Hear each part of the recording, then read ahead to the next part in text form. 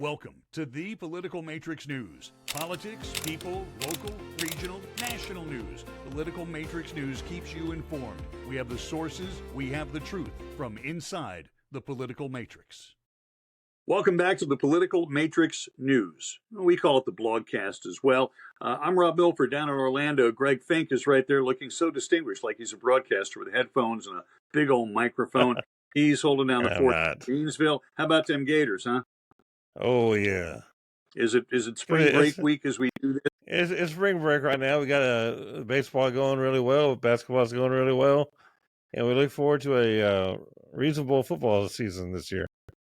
It's a long way off. We'll get to that when we get to that. Scott Miller on the western frontier of the and actually was part of what they would call Spanish West Florida once upon a time.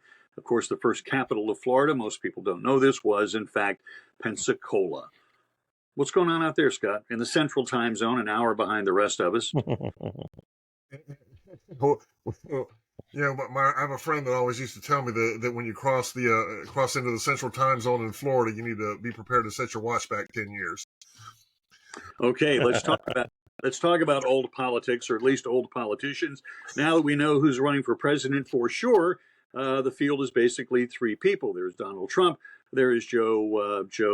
I can't remember his name because I'm an older guy and I'm nice, but I have a bad memory. And then, of course, there is Robert Kennedy Jr., RFK, right. Robert Francis Kennedy Jr. And also Jill Stein.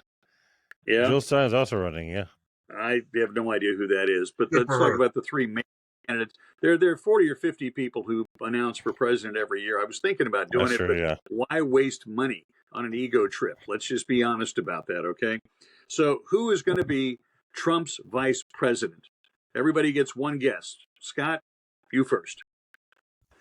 Well, I can tell you who I would like it to be because I think it would be very, very viable and as far as going forward, and that's Tulsi Gabbard. Okay. What? I know not a lot of people are talking about her, but I mean, she's a Democrat who really kind of reflects what Democrats used to be, and I think that she would go a long way toward bringing a lot of Democrats into the platform. Republican ticket. Yeah, she's an independent. She's an independent. Yeah. Okay. So, Greg, Fink, you're again. I'm going to be more on the traditional side of Tim Scott. I think Tim Scott is going to do very well, and he was actually my backup choice. And so, yeah. Okay. Guys, I think that there's some other names we have to throw out here just so people can say, oh, I heard it on that blogcast thing. Nikki Haley is still a possibility. She didn't say F you to Trump. I saw that head jerk. Also, a governor of another state by the name of Sarah Huckabee Sanders. She's already been been at the White House. Sarah will be good. Okay. She might overshadow him. No, we'll see. And then I wrote down Georgia Governor Brian Kemp. And then I wrote down South Dakota Governor Joni Ernst. But let's be very honest. South Dakota brings 3 stinking, maybe 4 votes to the convention. That's it. You need to have somebody with a little more horsepower than that. And other than, Georgia would help. But most people think Georgia definitely is going to flip for Trump, no doubt.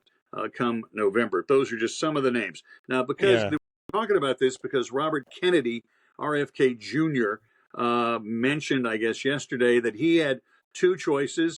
Go ahead, Scott. Which is your favorite of those 2?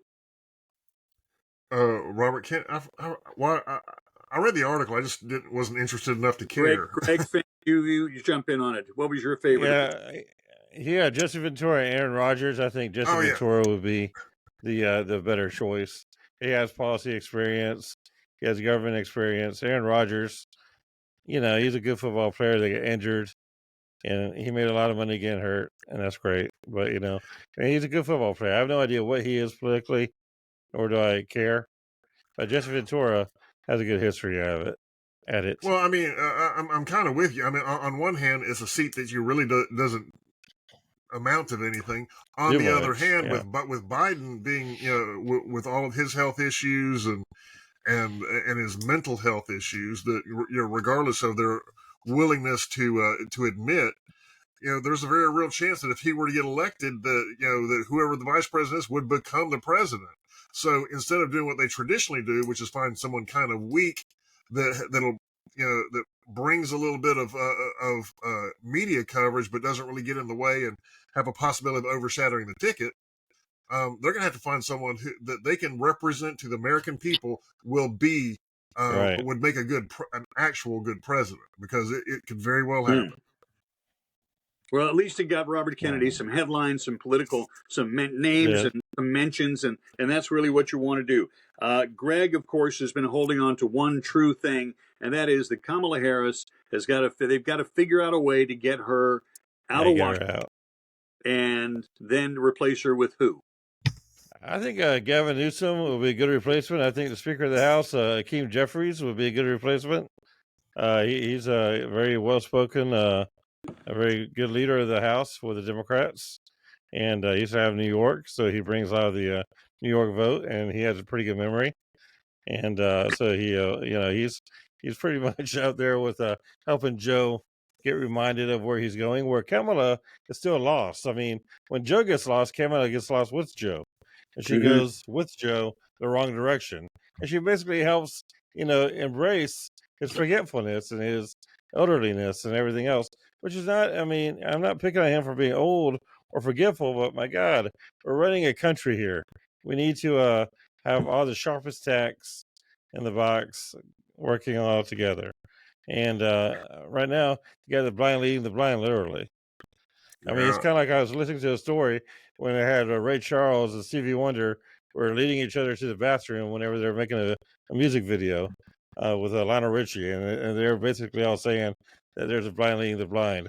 It's kind of the same thing with Kamala Harris and Joe Biden. I mean, their policies are all wrong together. I think Kamala is also done after this, or Kamala. I don't know exactly how anybody wants me to pronounce her name, but I think she's done after this election. I believe so. She's had her. There was a recent quote about problem, but there are a dozen stories when you say Kamala Harris plus problem. It's all of these stories about how they get her off the ticket, and there are many, many, many stories about how to do that. And she could reverse it easily. All she has to do is work. The borders are still waiting. They're still waiting. And I want to wrap it up with one thing. Let's see. Now, all this stuff is just too darn old, unfortunately. But it's one of those talked about, well, if you have a problem, we will work with you to solve the problem. And if that's a problem, then we really have a problem on solving problems. Or something to that effect, which is, if it's not true, it's pretty close to the real thing. Most people know that the military is near and dear to my heart. I was an ROTC guy back in college because nobody wanted to be in ROTC, and you got to jump out of airplanes and shoot machine guns, and it was a lot of fun on weekends. And it was free ammo, so what the heck. West Point, since its founding more than 220 years ago, the motto of West Point has been duty, honor, country. That's part of their mission statement. Those words are gone as of now. The commandant of West Point has changed that to, educate, train, strengthen strong leaders who reflect Army values. Now, I don't know about you, but the Army over the years massacred Indians, massacred Mormons, massacred college kids in Ohio.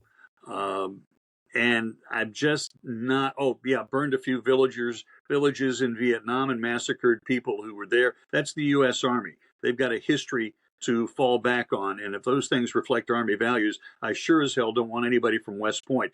I think that he would not have made that move without the approval from the general above him and the general above him and the general above him. But the fact that they would go with that, West Point is one of the pillars of American society, a bastion, if you will, arguably the very best education you can get. Far better than I would hire somebody from West Point over Harvard in about a half a second. Wouldn't even be close. And now it's no more duty and honor and country. And I think that's a very sad reflection on giving in to the hordes and the liberals and those who don't respect America. You got to have a framework. You got to have a bulwark. And that it blows my mind. Literally blows my mind. And what a damn shame.